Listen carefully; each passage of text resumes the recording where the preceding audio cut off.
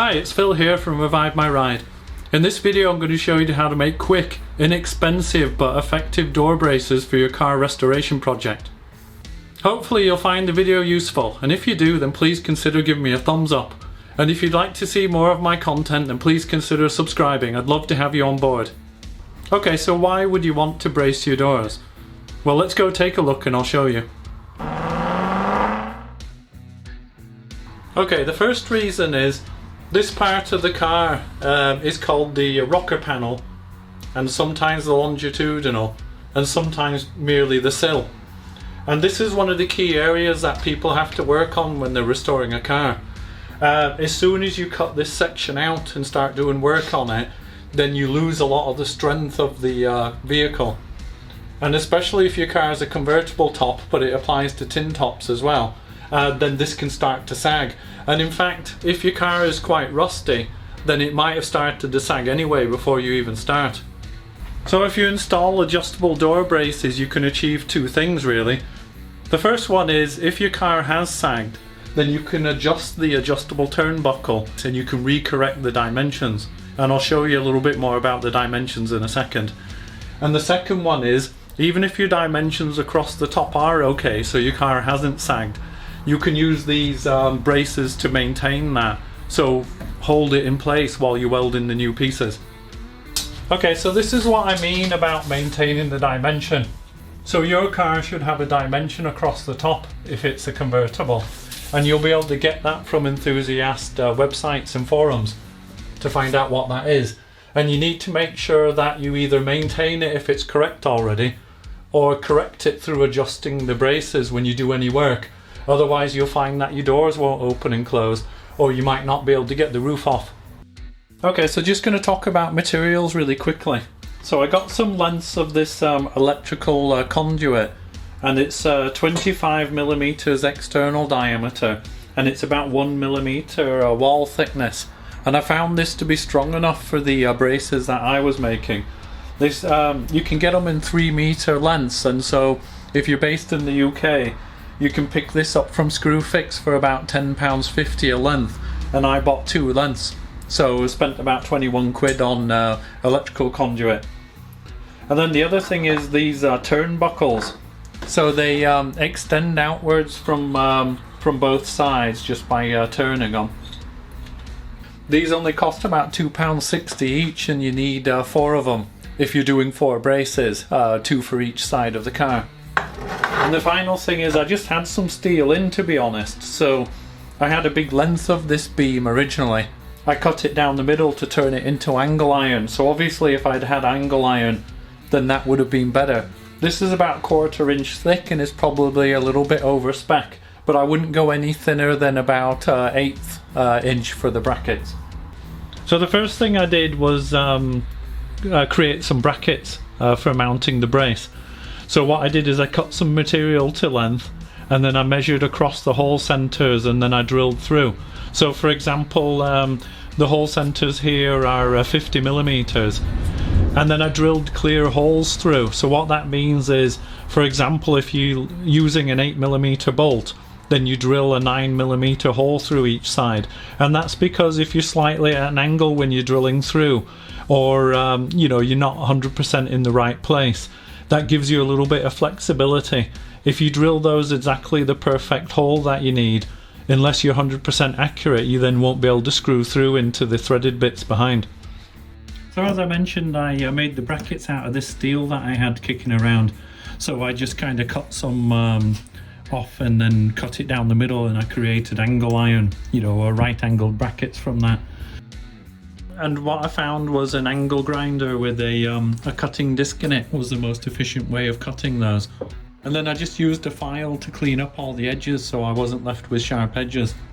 And then, as I mentioned just a minute ago, I just drilled through at the hole centers required, and I made sure I didn't get the bolts too close to the angle, because you need the bolt head to go in nicely and not be fouling on the upright.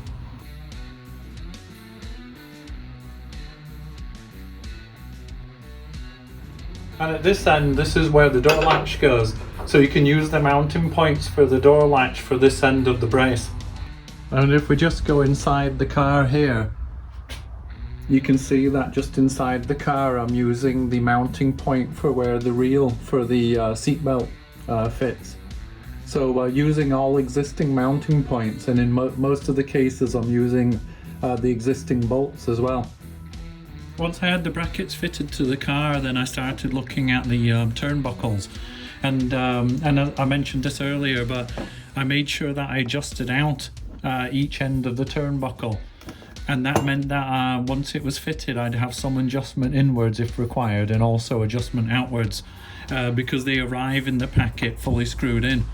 And so these have a left hand thread on one side and a right hand at the other, and this means that once it's mounted, by spinning the middle section, then it'll either extend outwards both directions, or it'll actually, you know, come inwards both directions just by spinning the center. So once I knew the length of the turnbuckle and I had the brackets in place, it meant that I could then measure for how long I needed the tube to be. Just cutting it to length with a hacksaw was a pretty easy job. But in order to get a nice surface for welding to the bracket and to the turnbuckle, what I decided to do was squash this end and make it flat. And I literally just did that by winding in a vise, you know, to squash it. And I made sure I gave myself a good 50 or 60 millimeters there to give me a good area for welding onto the bracket and onto the turnbuckle. So now with the brackets in place and the tube length available and the end squashed down ready for welding, it was possible just to use a couple of clamps to hold the turnbuckle in place, and it allows a little bit of adjustment, but the key thing is I wanted it to be nice and straight, you know, a straight line all the way across. And this end you could just support quite easily just with your hand. And once I got that all lined up how I wanted it, then it was just a case of getting a couple of tack welds in place to hold it. So I actually I didn't weld this on the bench. I clamped it in place and then welded it, and then I knew that all of these angles were correct, because you wouldn't want this exaggerated you know, at too much of an angle, because then that'd make your adjustment difficult.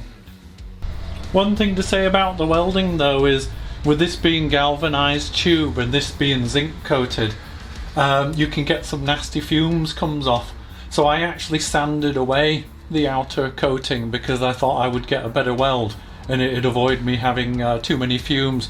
But I did have the garage door open and a fan blowing as well. So, you know, either wear a mask or use good ventilation if you're welding things that have galvanized, you know, or zinc coatings on them. That's the bottom brace done, and then the front one was done in a very similar way. And the only thing to mention about the inside is that I turned the angle bracket around the other way because it just gave me a nice surface to weld to, and it just brought this brace a little bit closer to the door opening.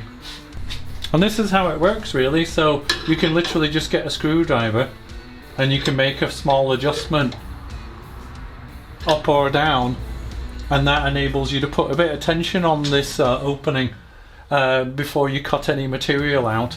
Or if you've measured and you're not happy the opening's the right dimension, then you can do that adjustment on one brace or the other, or a balance of them both, and get the opening how you want it.